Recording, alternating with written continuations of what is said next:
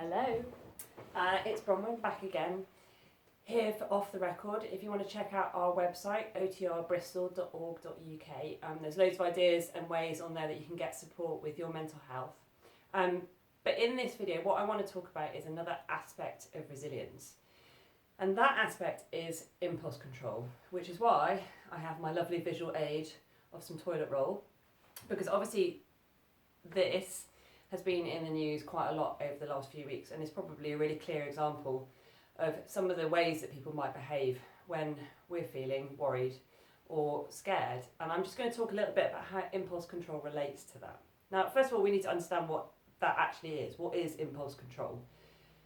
So basically, it's when we feel those feelings, when we feel those emotions, and sometimes we're able to have that moment, that kind of pause, where we're able to then choose how we react, how we behave. So, when we lose our temper with someone in our family, which is bound to happen, sometimes we're able to just take a moment and breathe and not shout at the person in our family or storm out or slam a door or kind of react in a way that's kind of unhelpful. We actually may be able to make a choice to do something that's going to be productive and that's actually going to move the situation on. So sometimes impulse control is really easy and sometimes it's really, really hard. Now, I particularly find it difficult when I'm hungry. I definitely get hangry, that is an absolute fact. But also things like being tired make impulse control harder, and also when we're dealing with a lot of stress. So if we've got lots of different bits of stress in our lives that are all building up and are making it more difficult for us to kind of have those moments where we actually can choose how we're going to behave next. So the opposite of impulse control is kind of when we're just reacting constantly, we're just reacting to a situation.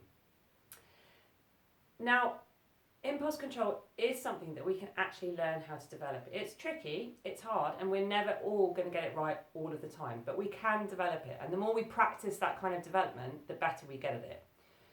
It's obviously been really clear in the news over the last couple of weeks that lots of people are feeling quite scared and worried and feeling a bit out of control. And that can lead to our ability to be more in control of our behaviours, to be not quite so good.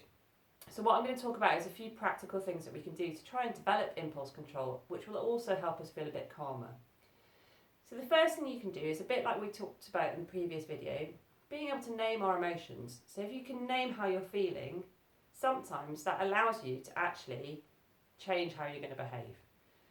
So if I'm feeling really like I'm getting really frustrated and really angry with the people that are in my house, if I can go, I'm feeling really frustrated right now, I'm feeling really stressed out, rather than taking it out on the other person, that can be really helpful. So being able to name your emotions. Second one is doing that deep breath out. I can't emphasise enough, I know it sounds really basic, but doing that long, slow out breath before we say the next thing that we're going to say or before we decide to do the next thing that we're going to do might just give us that little moment of time where we can choose to do something that's going to actually be helpful rather than unhelpful for us. And the third thing that's quite helpful for developing our impulse control is to do a bit of mindfulness. Now, mindfulness is lots of things to lots of different people, and there are loads of videos out there, so I'm not going to go into a great amount of detail about it. But I think what lots of people don't talk about is why it actually kind of works. And one of the things it does is it helps us to become aware of how we're thinking. So just by having maybe 2 minutes a day where you just sit and just focus on one thing. So it could be focusing on your breathing for 2 minutes, or you could just sit and look at a view for 2 minutes, or you could just sit and listen and try and hear all the different sounds that you can hear.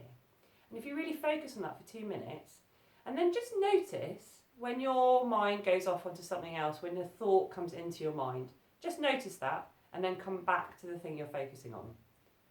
And what you're doing when you do that is you're actually training your brain to become aware of the thoughts as they go through your mind, and also noticing your emotions too. And that all really, really, really helps to kind of slow down that chain reaction between kind of feeling something and doing something.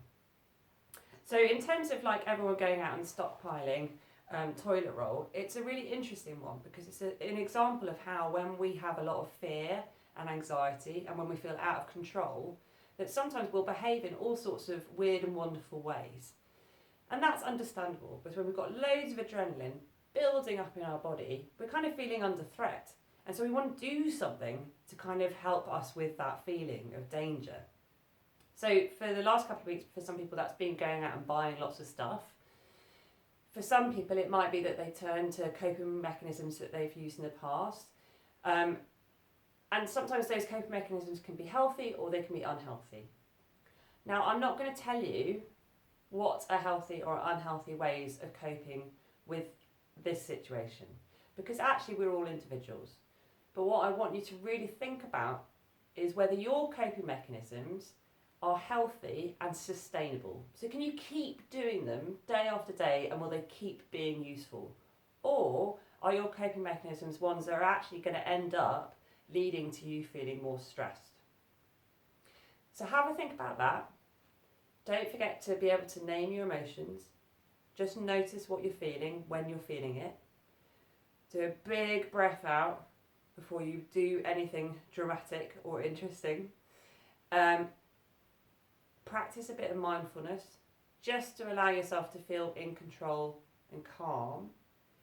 And then the fourth one is that thing of just looking at what you already do that makes you feel good, and whether it's something that you can keep doing and it will keep making you feel good.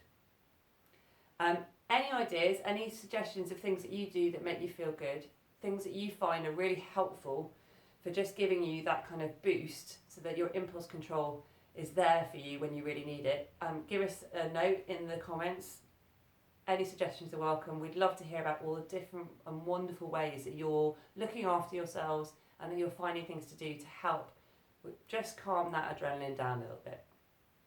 Okay, thanks very much everyone. I am going to go and put this back in the safe under lock and key. Only joking, don't stockpile. See you in the next video.